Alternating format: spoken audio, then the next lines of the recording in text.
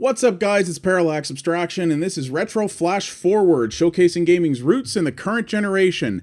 So, I got another roguelike for you guys today. Yes, indeed. The folks over at Green Man Gaming were kind enough to provide me a review code for this game, and we're going to take a look at it today. So, this is hot on the heels of a very, very different roguelike that I recorded yesterday. That was Sub-Level 0, and this is Eternal Step, which is probably more of a traditional roguelike in that it's a top-down sort of dungeon crawler game. So, yeah. Unfortunately, this is not gonna be the greatest review. This game has a lot of problems, but it's got some core tenets to it that I also think are kind of neat that I want to show you guys. So, you may be wondering why we're staring at this in a window. So, okay, I'm going to talk about some technical elements for a few minutes. I try not to do that too often. I tend to leave that to critics like Total Biscuit, but there's a lot to talk about here. So if you don't want to hear that stuff, there is an annotation on screen right now that you can click on that will skip past that, okay? Alright, yeah. This game, from a technical standpoint, is abysmal. It's kind of embarrassing, to be honest with you. So every time you start the game, it starts in a window like this. You can make it go full screen, like that, from the configuration menu, but it starts in a window every single time you launch it. You cannot make it start in full screen by default, and this one sound slider and some key rebinding options are literally the extent of the options you have in this game. You cannot adjust the resolution, you cannot adjust sound effects and music volume independently, and the key rebinding is hilarious. So I'm playing with a 360 controller. This works fine with a keyboard too. But here's the best part. So those are the default controls in the upper left there. You can rebind them if you want, but the game doesn't prevent you from binding multiple things to the same button by mistake. Just to test this out, I tried to bind every function to the same button and it totally let me do it. Yeah, and here's the best part. There's no reset option for the key binding, so if you screw that up, your only way to fix it is to dig into the config folder, which is buried under your user's app data folder, and delete that so that it basically resets the game to factory state. And if you're connected to Steam and have Steam Sync turned on or cloud saves turned on, it just pulls all your settings, your broken settings, down from the cloud again anyway. Why? Like, what the hell, people? Like, this is 2015. That's just not acceptable. Anyway, so yeah, that's not particularly good. Also, that's me hitting Shift-Tab to bring up the Steam overlay. It doesn't work. You saw the little thing pop up when it ran the game saying, hey, you know, click this to bring up your Steam overlay. Yeah, it doesn't work. I'm playing the version 1.0 of this game on its launch day right now, and yeah, that doesn't work at all. So, yeah, the technical aspects of this game are a bloody mess, which is a shame, and really unforgivable in this day and age.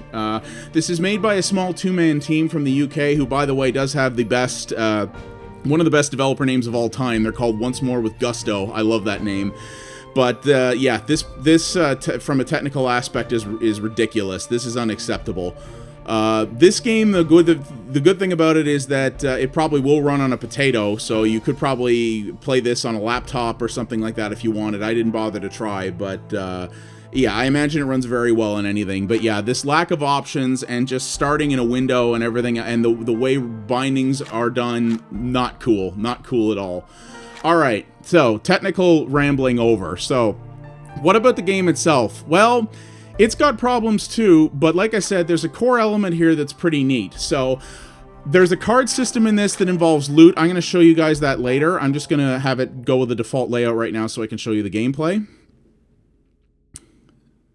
So basically, this game is a dungeon crawler, and it's called Eternal Step. But it's not really eternal, because as you might have seen when we launched the game there, at least in version 1.0, the game ends at level 100. That's where the final boss is. Now, admittedly, it will probably take you a billion years to get to the final boss, because like most roguelikes, this game is not easy, not at all. But yeah, so you're seeing what the idea here is it's basically a rapid dungeon crawl. So you go into levels that are randomly generated, but they're all very, very small.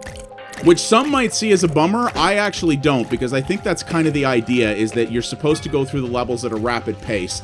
So they're generated, there are enemies within them, there are little traps within them, like for example, those little spikes there. And your goal is to get to the end and then utilize the loot that you'll pick up. So you cannot leave the level until everything is dead, and you cannot collect any loot that you've picked up until the level ends. So the loot comes in the form of those cards. So you saw I got some cards from certain enemies, and I also picked ones up from chests. So you see in the bottom right there, there's 3 of them that I collected in this level. So this is where you pick your loot. So it's a very simple system, but it's cool because it's very, very quick. So you'll pick up weapons, armor, shields, other things like that, and your goal is to compare the stats and the capabilities, keep the ones you want, store the ones you don't. That's why this is more of a roguelite than a roguelike, and we'll get into that. And also, if an item has skills attached to it, you can either equip that item or steal the skills. So I'll try to show you that here. So you can see here right now, it gives the comparison. So what I picked up was a refresh belt, which has low armor, but recovers some of your health automatically at the start of each level, which is kind of cool. Or the chainmail, which I already have. So I push to the right, I can take the refresh belt, you equip it right away for the next level, or I can keep this. I'm going to keep this right now because it's got a higher armor value. Okay, so here we go. So I've got a straight sword right now.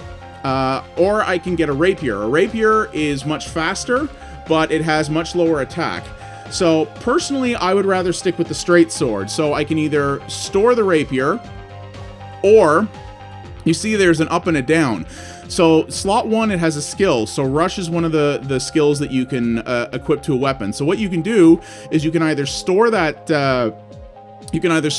skill so that you can use it later on in another run, or you can steal the skill and assign it to one of the 2 skill slots on your current weapon, which is kind of neat. So by default, you press Y to assign it to slot 1, or B to assign it to slot 2. So I'm going to do that. However, it destroys the weapon. So if you steal a skill, you don't get to keep the weapon minus the skill. The skill is just gone. So there's another refresh belt I picked up. Still don't want to do that. So when you pick up the skills, you just use that. So your default attack is the A button, or you can use the skill. There's rush. So rush is kind of I believe it's kind of like an AoE thing. Yes, it is. Okay, it's an AoE attack, which is good when you're swarmed by groups. So that will also use stamina. So that's the yellow bar. So stamina is used by either using your shield, which you do by holding X. Every time, no matter what shield you have, it gives that same glowing effect when you hold X, which I find kind of strange, but it helps out nonetheless to do that when you're in a situation. Or you can roll if you tap X while you're moving. The roll is something you will need to use a lot. Or every time you use a skill, you use a certain amount of stamina. How quickly your stamina recovers will be dependent on the kind of armor you have. Heavier armors provide more protection, but have lower stamina regen, as one might expect. Okay, so here we got a stiletto, and slot 1 is evade. So I wanna steal that, I think. So let's put that in the second slot. There we go. So there's beefy plate. As you can see, really high armor, but super bad stamina. They also have a couple of items in this, like brick and broken door for armor, which actually have completely random stats, which is kind of funny. In one run, oh my god, that's a lot of spikes. In one run, I actually picked up a brick that had a crazy amount of armor, which was really handy. So you see, the levels are completely random. In some cases, you will actually have levels with no enemies in them. And, ooh, wow, that skill is really nice when you're surrounded by slimes. So you'll actually have levels sometimes where there's no enemies, and some levels that you can just run through. Some people would probably go, well, that's kind of lame, but I don't know. I think it's kind of cool. Like, you're designed to get through the levels in this very, very rapidly, so I kind of like that. So you also have health potions that you can carry. You use them by default by using the right bumper, and that's what this thing is. This will give you another one. So I used one there, as you saw, so that just means I got another one. So now, I think here's where some people are going to have problems with the gameplay of this game. There's more to show you with regards to loot and that, but I'm going to talk about something else here. So, one of the things that's really annoying is there's tons of these little vases or vases and stuff that you can break in the levels, and in keeping with most games of this nature, like Zelda or some JRPGs or whatnot, you would think that by spending the time to break these, you would get something for it. You don't. They never drop anything. like they don't, or if they do, it's an obscenely low drop rate because I've never gotten anything out of them. It would be kind of cool if they did that, even if it was like very, very low. I think that would be kind of neat, but it's just, yeah, they're there for no reason, which I find kind of annoying. Also, the one thing that people they will tend to say they like about roguelikes. Okay, so the halberd is a light axe. You know what? That actually is going to be worth it. Now, here's the other thing. If I want to equip that halberd, I can, but stealing skills only goes one way. So I can't take the skills that I have on my straight sword and put them on the halberd. That would be kind of unfair, to be honest with you. That's kind of the trade-off, right? I want the better weapon. I got to ditch the skills I have and take what it has. So that's kind of interesting, and it makes you sort of think and strategize a little bit. But yeah, as I was saying, the problem that I think a lot of people are going to have is that most people will say that one of the biggest core tenets of a good roguelike is fairness. So what that means is that the games may be brutally hard, they may be cheap, but they are also fair, which is to say that the rules of the world apply equally. So for example, you may have a game that has traps in it, and you can trip the trap, which will certainly screw you over, or if the enemy trips the trap, it can also screw them over, and you can use that in your strategy in order to use the environment to your advantage. You can't do that here. So, for example, see these little blinking things on the ground? Those are mines. So if I run over that with these guys here, yeah, so anytime you get the little yellow circle like that, it means there's an AoE effect, so an area of effect, which can be from a trap or an enemy. There are enemies in this like Grim Reapers and things like that that have very wide AoE attacks, but they only affect you. They don't affect the enemies. So yeah, here's some interesting stuff here. So some of these skeletons are archers, so you can see the line comes out that actually indicates where their attack is going to go before it goes off. And these other skeletons are melee guys, so you can see the arc of their swing before they swing, so it gives you a chance to dodge. But all of this stuff only impacts you. If an enemy walks into an explosion, okay, so that's my corpse. So that's kind of a cool thing. The game remembers where, on what floor or what position you last died, and if you touch your corpse, you get some loot for it, which is kind of neat. But yeah, if an enemy walks through an explosion or gets in the attack range of another enemy, it doesn't hurt them. It doesn't do anything to them, which I think is really lame. Like, that's supposed to be the point of a roguelike, is that you can utilize, it's almost like guerrilla warfare. You can utilize the enemy's tools and weapons against them. And okay, so there's the Grim Reaper attack, so you can see how wide that is. But again, enemies walk into it and nothing happens to them. So it's literally unfair. Everything is balanced against only you and not the enemies, and it's just, that sucks. I really wish it wasn't like that. I understand that's probably very hard to balance and design, but okay, so there's the purple slime, which is, the purple slimes are tougher. There's also other slimes that will rapidly reproduce until you take them out, which is really nasty. Screw you, death. I'm better than death. And yeah, I just don't like that. The core rule set, ooh, better chainmail, of a roguelike is that things are supposed to be tough but fair. This is tough and unfair, and in no small part because it's unfair, and that's not for me. I don't, like, I'm not normally that big on roguelikes, but the ones that I do like are the ones that play by that rule set and play by it very well, and this doesn't play by the rules. And I think that's a disappointment, but it may not be for you. If there's one thing about roguelikes, and this is one of the reasons the genre is kind of having such an incredible renaissance right now, is that there are many ways to vary the theme, and different people like different variants on that theme. So you may actually enjoy this, the way this goes. It is very much, roguelikes are very much a matter of personal opinion and personal taste. So, you know, what is not for me may be for you. So, judge for yourself on that. But yeah, that's very much not for me. I'm actually doing remarkably well on this run considering I'm recording, but there is another core thing of the loot system that I want to show you. The loot system is really what's kept me interested in this. The loot system, and that's the sort of rapid iteration on stuff, and the fact that you can store stuff till later, which is what I need to show you, is what I actually really like, and it's what's made me very interested in this game despite its many problems.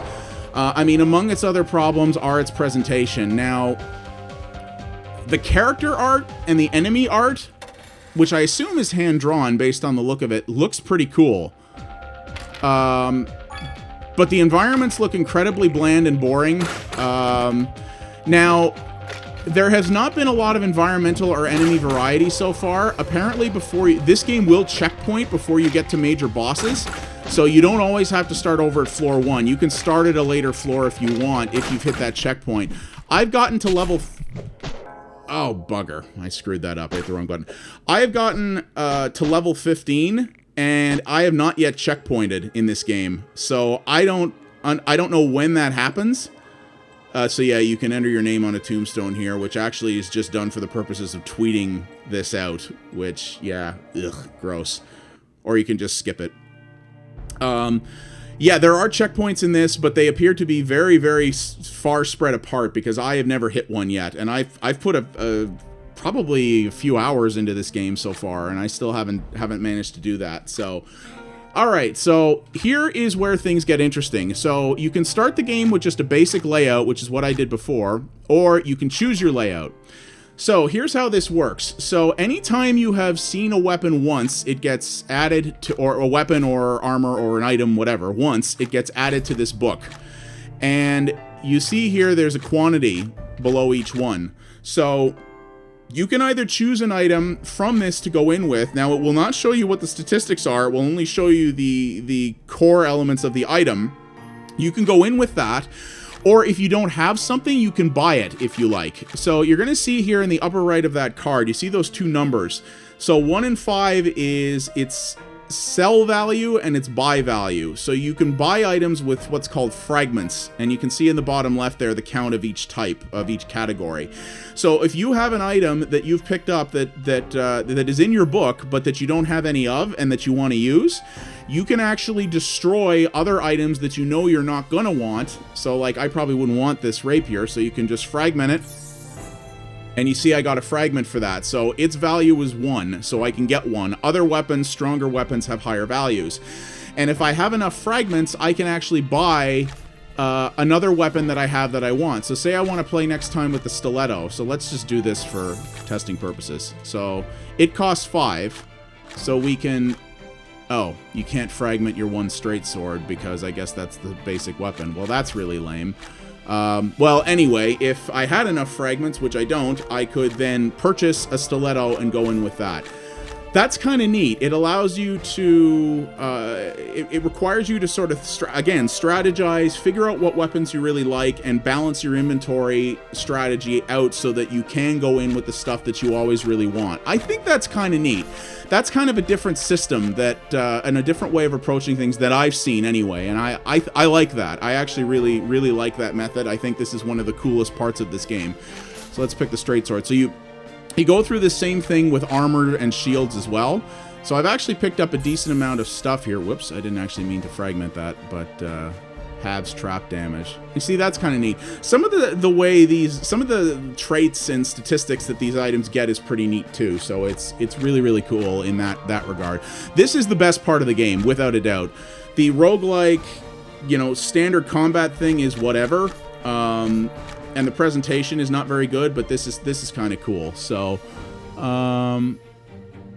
so beefy plate. So let's do this. I just want to see how the buying thing works. So we got a bunch of refresh belts here. So let's just say we wanted to buy a thief rag. So yeah, you can do that. You can just buy a thief rag and equip it right away with your fragments, which is kind of neat. So we'll do that, and then you can pick your shield. So let's go with a kite shield again. And there's also this. Now, this is never explained in the tutorial. It says select a monster card to enter the tower. I don't know what this means. I don't know if this is like pick the monster you're going to start with, like that's going to be the first thing you encounter, which doesn't make any sense because it's always slimes when you start at level 1. It's not a companion or a pet or anything like that. So I honestly don't know what this means. Yeah, I have no idea. I'm going to pick that. Why not? You can also, if you have them available, you can pre-assign skills to your weapons. You can only do 1 from the start, but of course you can have up to 2 in the main game. I don't have any right now, so you can utilize that. You also have a persistent character level that you can level up with experience from killing monsters as you go on. So I'll show you here. So if I pause here, so you see I'm level 7 at this point. I probably would be higher than that normally. I've reset the game data multiple times to deal with control issues and everything else, so I had to restart a couple of times. But I presume this gives you higher starting stats. I don't know, because once again, this was never explained in the tutorial. Oh, by the way, the tutorial, you can't replay it unless you reset your game data as well. And if you reset your game data, which you can do from the main menu, you can reset your progression, not the options. But if you reset your game data, it will play the tutorial again, but it does not play the part where it talks about how cards and fragmenting and all that other stuff goes. So I hope you get that the first time, because otherwise you're going to have to delete all the game files to get that back. Anyway, yeah. And yeah, this level thing was never explained, so I don't know if that means I get higher stats. Maybe if I can level up again in this run, we can see if the stats change, but I honestly have no idea. If that's the case, if it's things like that you get more health when you level up. Okay, I did just level up, so okay, it doesn't pause the action when you bring that menu up, so did my health go up? I don't even know. I'm guessing that's what it is, and if that's the case, I mean, that's again, that's very roguelite-ish. The fact that you have anything that persists between... That's kind of the difference between a roguelike and a roguelite. A roguelite has things that persist between playthroughs, and this has the experience in the card system. So this is really more of a roguelite than a roguelike, but... which is not necessarily a problem. But, yeah, I'm going to see if I can level up again and figure that out, because I don't know if that's the case. If that levels up. So my health is 116, so we'll have to see what happens there. But, yeah, I don't know. Again, that was never explained. So, let's talk about the presentation. Yeah, I kind of alluded a bit to that before and then kind of trailed off. So, the presentation in this game is mixed.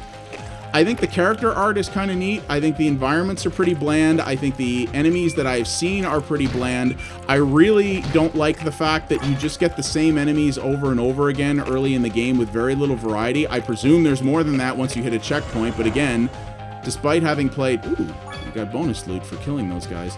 Despite having... played, you know, managed to get myself a fair ways into this game, you know, 15, 16 levels in, I rarely ever saw any other enemies, and I never hit a checkpoint. I've never seen a boss, so I have no idea how far you have to get. Maybe I was really close, I'm not sure. I'm doing alright with my straight sword this time, actually. Ooh. I actually really like that sort of flurry attack. That's kind of neat. I guess that's called Rush. Beefy plate is something I've generally not liked very much, so... But yeah, the sound in particular, I am not a fan of. The music is basic, but pretty good. There was a logo at the beginning of this that said Lucky Lion Studios, and there was a musical note in it, so I presume they're the guys who did the music. It's basic, but I think it complements the sort of dark tone that they're going for here, because there's not much of a story to this game, at least not that's shown early on, but you saw that your character at the title screen there is kind of sitting in misery in the rain, and I presume this is someone who is either cursed or dealing with some pretty rough stuff, so I think the sort of ominous music that goes along with this is very fitting. The sound effects are frankly not good. For example, you hear that there. Some of the sound effects, like smashing these vases, sounds like it's recorded in like 11 kilohertz. It sounds like it's coming out of a bad radio. The rest of the sound effects that may have a higher bit rate, but they're all very generic. They sound like they came out of generic libraries. You know, there's only 2 people who made this game. Maybe neither of them is a professional sound person, but for sound, you're going to hear the sound effects repeated a lot, and they're just not very good. Some of them are very flat. Some of them are quiet. The vase breaking noise is not only very low bitrate, but it clearly stacks, because if I destroy one of them... let me take these guys out and I'll show you what I mean. If I destroy one of them... See, it's kind of quiet. If you destroy a bunch... See how the sound kind of clips? That basically means that it's replaying the same sound multiple times layered every time you destroy more than one. And so it starts to clip and distort, and that's just really frustrating. And yeah, graphically, this game, there's some good art style in it, but it's very... It's very, very basic as well. The animations are pretty good, but I personally don't mind it that much. I think it's okay, and not everything has to be an artistic powerhouse. This title is really much more about the gameplay systems than the art. But it could be better, and yeah, as I talked about in the beginning of the video, the technical aspects of this game are abysmal. For a game that came out in 2015, the ridiculous technical issues this has are unacceptable. Oh yeah, see that weird thing where the cards doubled up there? Yeah, that also happens on a fairly regular basis if you move too quickly. And like I said, I am playing the 1.0 release of this, so this is what you can buy today. I'm assuming this will get support and get patched up, but this should have shipped in better shape, for sure. I don't know, did I level up at any point? I'm not sure. But you get the idea here. Honestly, I've played more of this game than I thought I would, because I was so turned off by the technical and presentation issues early on that I was like, ugh. But I really like the loot system. I really like the card system, how you can rapidly change your equipment on the fly when you finish levels. I like the fact that you can store stuff and that you can sell it and sort of try to min-max your loadout based on what you get every level. Ooh, I've never used a cleaver. Let's try that. I think that's very cool. And I think they're onto something with that. Okay, I'm gonna level very soon, so let's see that. But yeah, the other systems are very basic. The enemy variety early on is very weak. The tutorial is awful because it doesn't explain everything and it doesn't fully reset when you reset your progress. The whole bit about, honestly, even worse than the fact that this game starts in a window by default and has no resolution options, is the bloody controller binding. That you can completely break your controller bindings and not be able to fix it unless you basically put Steam in offline mode so that it doesn't sync and then delete all the configuration files. That is insane. That should not have happened, period, full friggin' stop. It's just, jeez. Like, what the hell? I don't understand it. Okay, so 118 health, so that's what it is. So the level basically gives you better stats, so the longer you play this game, the easier it will get to progress further because you have persistent stats that level up. So that makes sense. So would have been nice if it explained that, but it's not too hard to figure out, and I like that again. So this is most certainly a roguelite. So if you're not into roguelite games, if you like the balls hard challenge of proper roguelikes, then this may not be for you. Personally, I kind of dig that. I like having an... Oh my god, what has happened here? This is broken.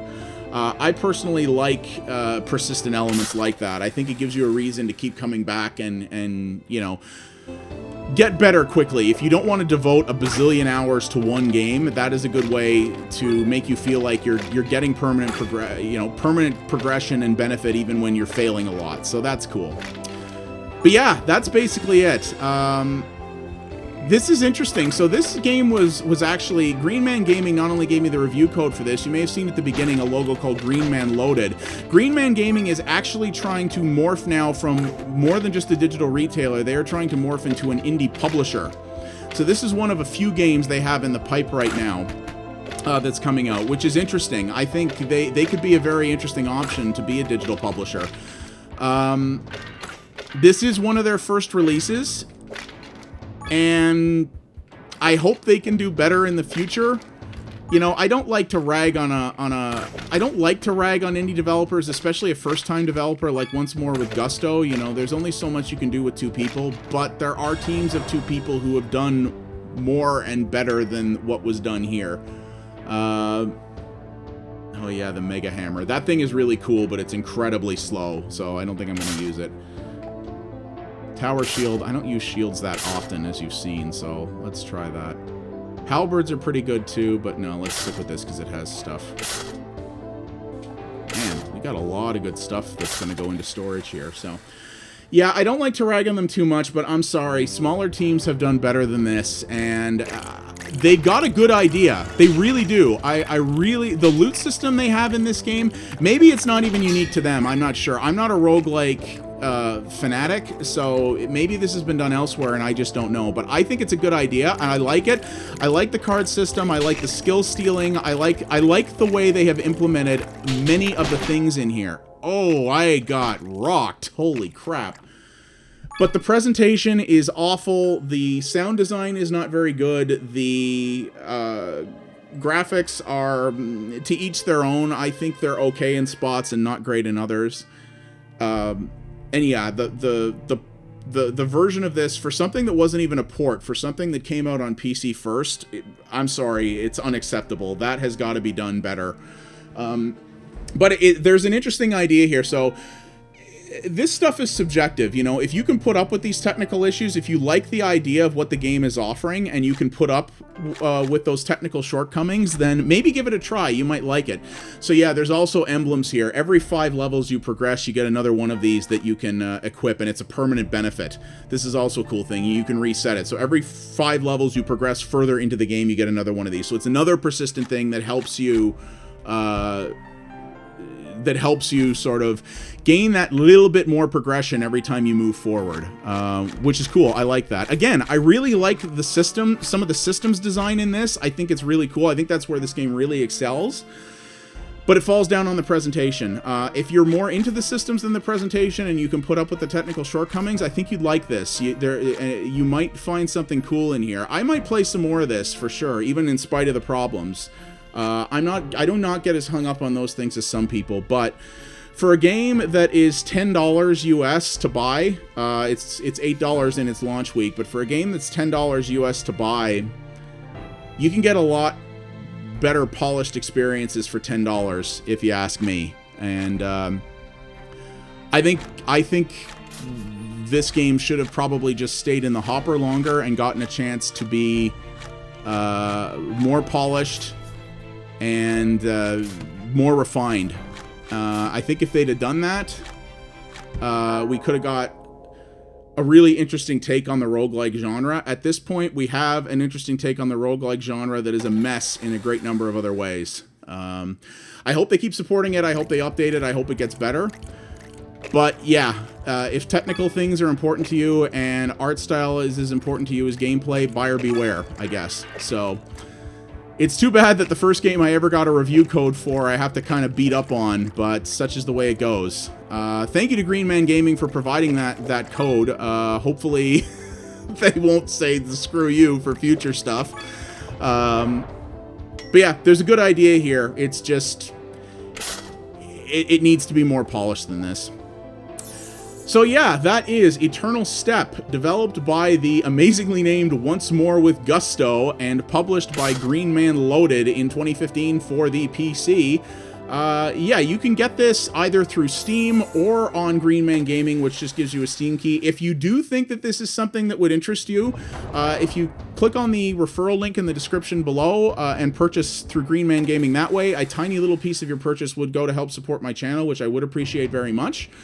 Yeah, this is interesting, but not for me at $10. Maybe if it was a little cheaper, I could recommend it more heartily. But at this point, you got to really be into this and into what it offers, and be willing to put up with some aggravations for that. My name is Parallax Abstraction. Thank you all very much for watching. If you liked what you saw here, please consider liking the video and subscribing to the channel. That would help me out a great deal. And, well, I'll see you guys next time. Take it easy, everybody.